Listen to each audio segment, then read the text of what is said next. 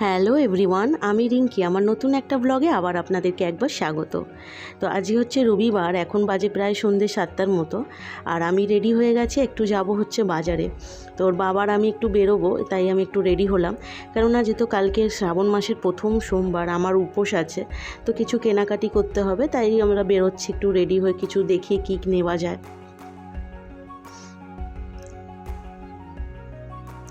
আর এই যে এসেই দোকানে আগে সব থেকে যেটা ইম্পর্টেন্ট ফুল, তো সেটা আমি নিয়েছি। এখানে নিয়েছি আমি রজনীগন্ধার মালা আর আকন্দ ফুলের মালা। আর রজনীগন্ধার মালা কিনবো না এটা তো হতে পারে না, যেহেতু আমার সব থেকে প্রিয় ফুল। আর সাদা ফুল তো অল টাইমই ভালো, শান্তির প্রতীক। তো বাবা বা যে কোনো ভগবানকে এই রজনীগন্ধার মালা দিলে আমার খুব ভালো লাগে, তো সেই জন্য এটা আগে নিয়েছি। আর এই যে কিছু চুড়ি কিনছি, এই চুড়িগুলো আমি হাতে পরবো। আর কেন কিনছি আর হঠাৎই বা কেন হাতে পরবো, তো সেটা আপনারা আমার ব্লগে দেখতে পাবেন। তো তার জন্য পুরো ব্লগটাকে স্কিপ না করে আপনাদেরকে দেখতে হবে। আমাদের মোটামুটি সমস্ত কিছু কেনাকাটি হয়ে গেছে, কিছু ফল নিয়েছি, এই যে ফুল টুল সব নেওয়া হয়ে গেছে। আর এই নিয়েছি মেহেন্দি আর একটু চুড়ি, তো একটু মেহেন্দি পরবো, চলুন। এই যে আমার হাতের মেহেন্দি দেখে দেখুন, আমাকে ও রীতিমতো ডিস্টার্ব করছে, আমাকে পড়তে দেবে না। আর ভাবছে মা এটা কী পড়ছে, কেননা ও তো কখনো এরকম আমাকে পড়তে দেখেনি, ফার্স্ট টাইম। কেমন হয়েছে মেহেন্দিটা আপনারা অবশ্যই কমেন্টে জানাবেন। ভালো হয়েছে বাবা? তাহলে আমি উপোস করবো তোমার আর বাবার জন্য।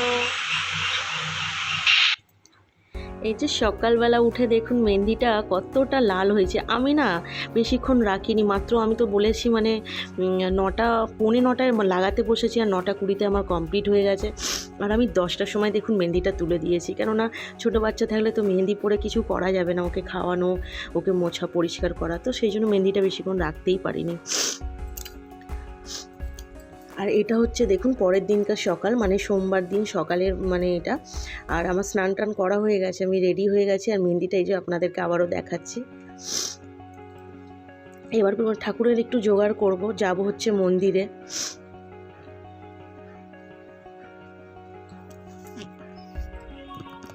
এই যে আমি ঘরের ঠাকুরকে আগে একটু পুজো করেছি। আর ঘরের শিব ঠাকুর আছে, সেই শিব বাবাকে একটু জল ঢেলেছি। আর এই ডালা আমি সাজিয়ে নিয়েছি 4 রকম ফল দিয়ে, আমি বাবার মাথায় আজকে জল ঢালবো। তো মোটামুটি এখানে গুছিয়ে নিয়েছি। তো বেরিয়ে পড়েছি আমি আর বড় মা, মন্দিরে যাচ্ছি। এই যে মালাটা আর ফলগুলো সব একসাথে মধ্যে গুছিয়ে নিয়েছি। আর এখানে দুধ, সিদ্ধি, গঙ্গা জল, পঞ্চামৃত যাকে বলে সেটাই করেছি। আর চলেও এসেছি মন্দিরে, দেখুন। আর এই মন্দিরটা না খুব সুন্দর, এখানে বাবার পুজোটা এত ভালোভাবে হয়। এখানে আমার পুজো দিতে খুব ভালো লাগে। আর এখানে জল ঢাললে না খুব সুন্দর, একটা নিয়ম নীতি মতন সব কিছুই হয়। আমরা তো অনেক কিছুই জানি না, তো এখানে ঠাকুরমশাই সুন্দরভাবে বলে দেয়।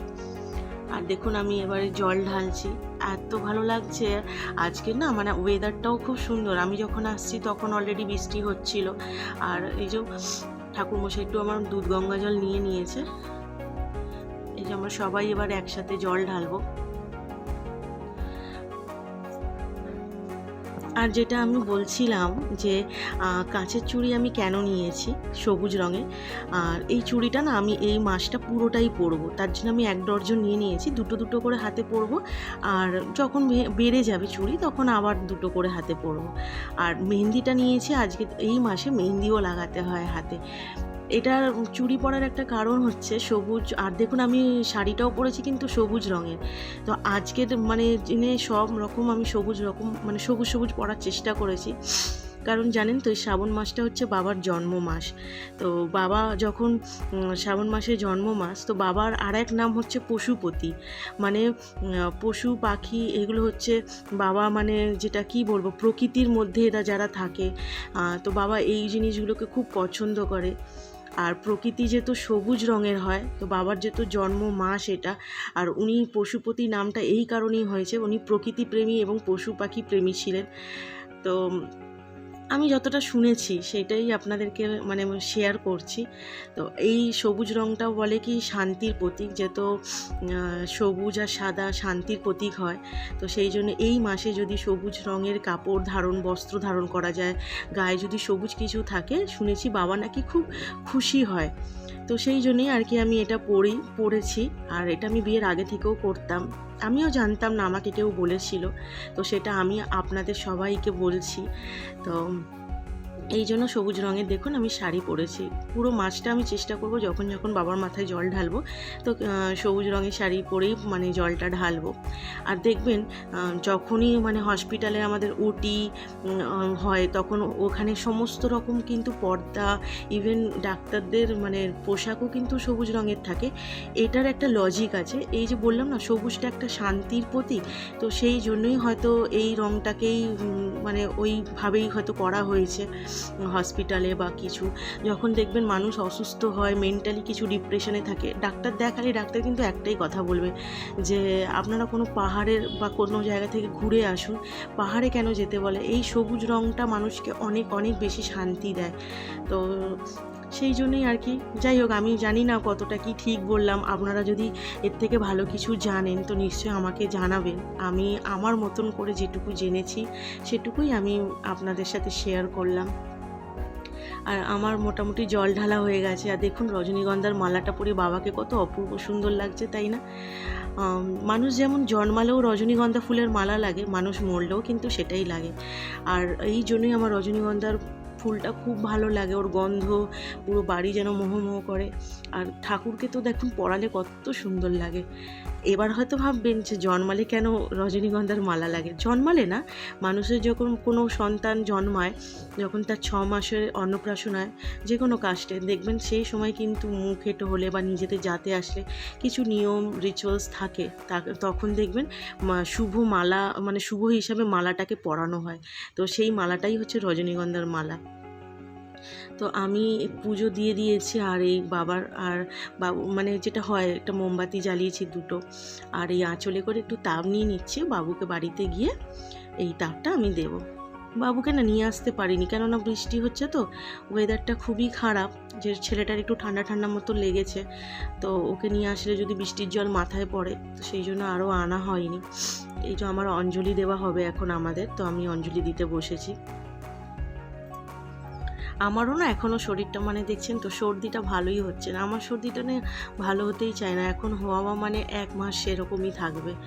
তো যাই হোক, আমার কথাতেই আপনারা বুঝতে পারছেন আমি নাক টানছি, এই করছি। যাই হোক, একটু অ্যাডজাস্ট করে নেবেন।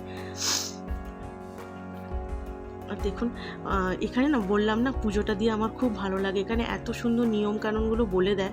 আমরা তো সবটা জানি না, তো কিছু কিছু আমাদের সারা জীবনই হয়তো শিখতে হবেও। তো এখানে আসলে সুন্দর করে আমি সেটা করতে পারি। এত ভালো লাগছিল, মানে উপোস করলে না খুব একটা আনন্দ লাগে, যে আমার তো খুব ভালো লাগে। আমি হয়তো সব উপোস করি না, আমি ছোট থেকেই ভোলানাথের উপোস করি। আমার যেহেতু সব থেকে আমি ভোলানাথ, মা কালী আর বজরংবলীকে খুব মানি। আর শিব ঠাকুর তো হচ্ছে আমার খুব মানে মানে একটা হয় না যেই যে মানে অতিরিক্ত মানে যে যাকে ভরসা করা যায়, তো সেটা হচ্ছে আমার শিব আর কালী। তো আমি অতিরিক্ত এনাদের উপরে ভরসা করি। আমার যেন মনে হয় যে আমার কোনো কষ্ট প্রার্থনা এই বাবার কাছে বললে মনে হয় উনি নিশ্চয়ই শোনে, আর সেটা সত্যিও হয়। আমার পুজো হয়ে গেছে, তো বড় মা যেহেতু আমি বললাম যে আপনি একটু স্নান টান করে পরিষ্কার কাপড় পরে এসেছেন, তো একটু জল ঢেলে দিন। এই যে একটু জল রাখা ছিল, দুধ গঙ্গা জল, এটা আমি বললাম বড় মাকে ঢেলে দিতে। আজের দিনে দেখুন কত ছেলেরাও উপোস করেছে, তাই না? ওর বাবাও আজকে সকালবেলা কিন্তু বাবার মাথায় জল ঢেলে নিরামিষ খাবার খেয়েই অফিসে গেছে। তো আমার পুজো হয়ে গেছে, এবার আমি না এই মন্দিরটাকে 3বার পরিক্রমা করব। চলুন, সবটা হয়ে গেছে করা, এবার আমি বাড়ির দিকে যাচ্ছি। বাবু ওখানে হয়তো ঘুমিয়ে পড়েছে। যাই হোক, ভ্লগটা কেমন লাগলো অবশ্যই আমাকে কমেন্টে জানাবেন। ভালো লাগলে একটা শেয়ার করবেন, কমেন্ট করবেন এবং একটা সাবস্ক্রাইব করে দেবেন। দেখা হবে নেক্সট একটা ব্লগের সাথে। টাটা।